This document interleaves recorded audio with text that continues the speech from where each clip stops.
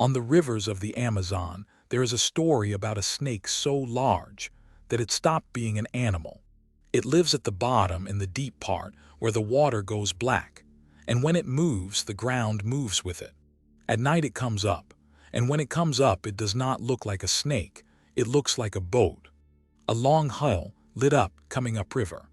The lights sit low over the water and they do not behave like lights should. Fishermen row toward them. Some of them do not come back.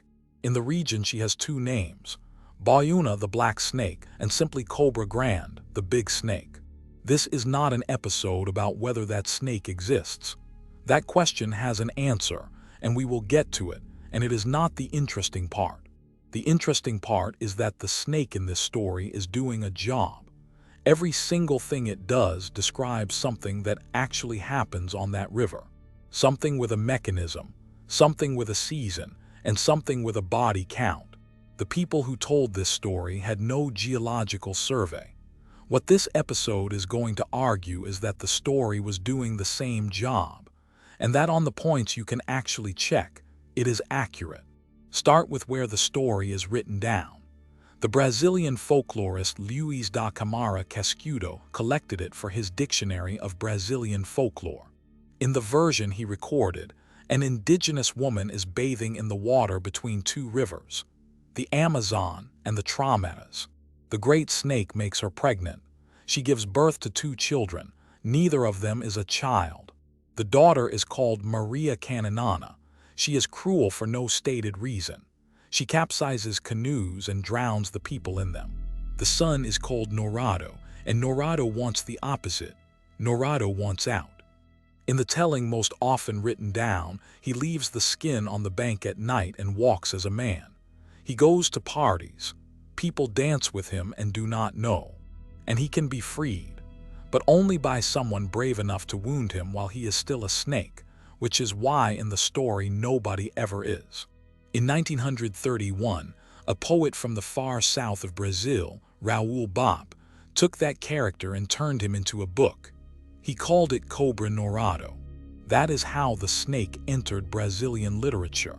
But by then, it had already been on that river for centuries. Because the oldest layer of this is indigenous, and in that layer she is not a monster in the European sense at all. She is an encantado, an enchanted one, a being that was something else before and now lives under the water and has authority there. That distinction matters more than it sounds. It means the snake is not an intruder in the river. The snake is the river. Now the obvious question, and it deserves a straight answer. Is there a real animal underneath this? There is. It is the green anaconda.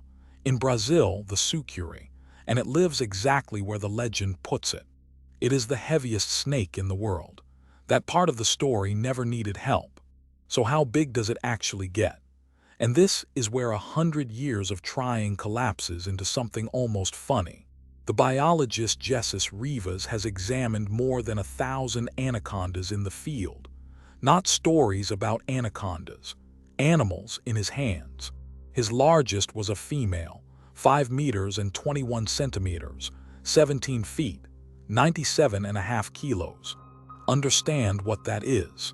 That is an animal that could kill you without difficulty and would not be exaggerating. The largest one reliably on record anywhere was not even wild. It was a captive at the Pittsburgh Zoo, and at its death in 1960, it measured 6 meters 27.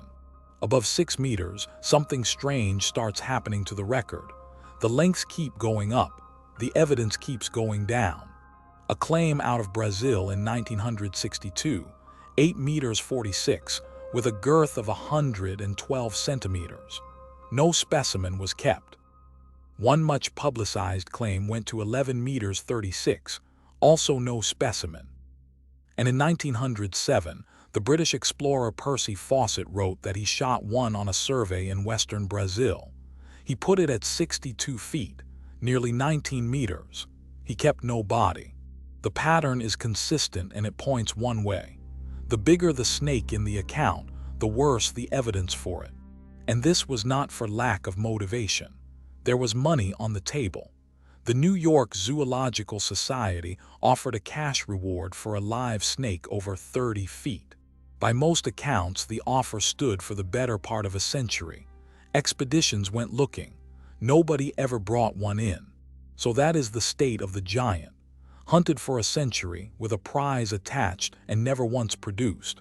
Meanwhile, on the same river, something else has been taking villages the whole time, and nobody ever had to go looking for it. Here is the thing about the Amazon that people outside it get wrong. On that floodplain, the ground is not ground. It is sediment. It is material the river carried and set down. It is the river's, and the river takes it back. There is a Portuguese name for the moment it does that: terras quedas, fallen lands. The mechanism is not mysterious, and once you know it, you can see it coming, which is the whole point of this episode. On the outside of a bend, the current runs fastest and it runs against the bank. Down at the waterline, it scours out the base. From above, the bank still looks solid. There is grass on it. There are houses on it. Underneath, it has been hollowed out. Then the flood season ends and the water level drops. And on this river, it does not drop gently. All that water had been pressing against the bank and holding it in place. Now it is not there anymore. A slope that can stand more than 30 meters high loses its support in a matter of weeks. And then a section of riverbank, with everything that is standing on it, goes into the water at once. Trees, gardens, whatever was planted, and the houses. It is not slow and it is not quiet. People who have lived through it describe the sound first, and then no time at all. And consider the size of the thing doing it. At its seasonal peak, the Amazon moves something like 230,000 cubic meters of water every second, and in the worst flood years it goes higher than that. No animal on Earth competes with that. If you are looking for something enormous in the Amazon that moves the ground and takes the village, you already found it. It is the river. On the 30th of September, 2023, in the municipality of Beruri, in the interior of Amazonas state, this stopped being a description and became an event. The place is a village called Aruma. It sits on the bank of the Purus River. The bank went. 45 riverside houses were hit, and about 40 of them were buried. 3 churches went. So did the health post and the generator that powered the community. Around 300 people were affected. 2 people were killed, one of them a child. Others were hurt and 3 were still missing. And that was not a freak year that will not repeat. Just over a year later, on the 7th of October, 2024, another bank came down near Manaus. In Manacapuru, a place called Terra Preta. Afterwards, a 6-year-old was missing. And the driver behind it is getting stronger, not weaker. The extreme droughts of recent years pull the river down further and faster than it used to go. A faster drop means the bank loses its support faster, which means more of them fall in less warning. And there is one more fact about Aruma. It is the one that should end this episode. 9 years before that bank went, the Brazilian Geological Service surveyed the village. The field work was done on the 9th and 10th of July, 2014. They mapped 9 separate locations of high and very high geological risk inside the village. And they found a scar in the ground, about 90 meters of it. A scar means the land is already moving and has been for a while. The report said what to do about it: raise the ground level in places, study the water properly, build drainage that works. It also said the survey had to be kept current. For 9 years, nobody asked for the update. Then the bank took the village. And Aruma is not a special case. In the state of Amazonas alone, that same service lists 361 areas at high geological or hydrological risk. 119 of them are terras quedas. So now go back and read the legend again, line by line, and watch what it is actually telling you. The snake moves under the earth and the bank falls and the village goes with it. That is terras quedas, described exactly. The furrows she leaves behind fill with water and become channels. That is a river recutting its own course, which that river does constantly. She is enormous beyond anything you can measure. So is the discharge.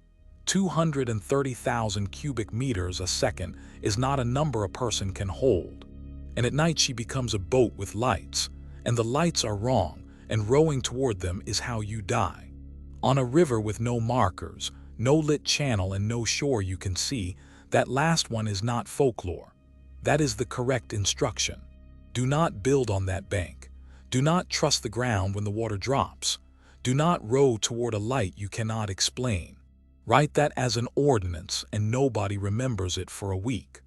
Write it as a snake and it survives 400 years without paper. That is not superstition failing to be science. Read that way. It is a hazard map written in the only format that survives without paper, which is a story people want to repeat. The reward for the giant snake was never collected. A century of looking, and the animal in the story has never once been put on a table. The other thing was never in doubt, and never needed a prize and never stopped. It took 45 houses in one night in Beruri, and it will take more, and the people living on that bank already know its name. They just do not call it erosion.